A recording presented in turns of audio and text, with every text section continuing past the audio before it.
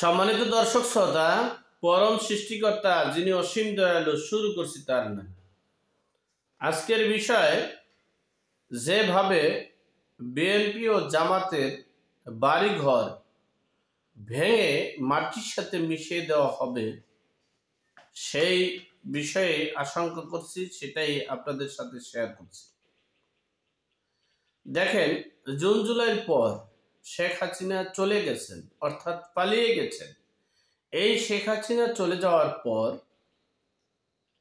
যে অন্তর্বর্তীকালীন সরকার গঠন করা হয়েছে, তার পূর্বে 5, 6, 7 এই 3 দিনে কোনো সরকার ছিল না, দায়িত্বপ্রাপ্ত মানে কেউ ছিল না। তখন অনেক লুটপাট, নৈরাজ্য, ভাঙচুর, আগুন দেওয়া হয়েছে। তখন একটা বিষয়, যখন অন্তর্বর্তীকালীন সরকার গঠন করা হয়েছে,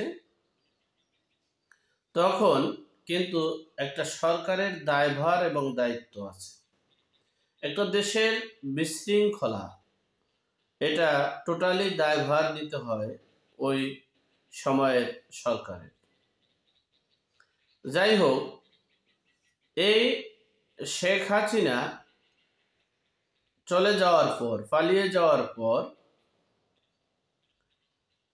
এই 32 নম্বর জাদুঘরটা আগুন দিয়েছিল, লুটপাট হয়েছিল। এরপরে এই 6 মাস শেষ হলো। এই 6 মাস পরে যখন শেখ হাসিনা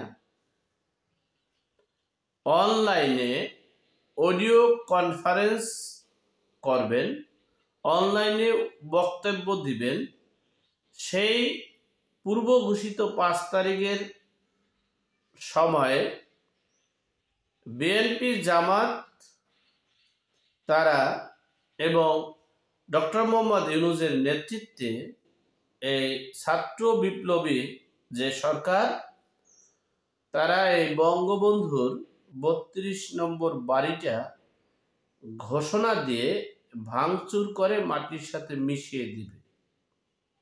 এতে বোঝা গেল শেখ হাসিনাকে এমন ভয় পায় যে শেখ হাসিনার কোনো শব্দ, শেখ হাসিনার কোনো বক্তব্য, শেখ হাসিনার কোনো ভাষণ শুনলেই তাদের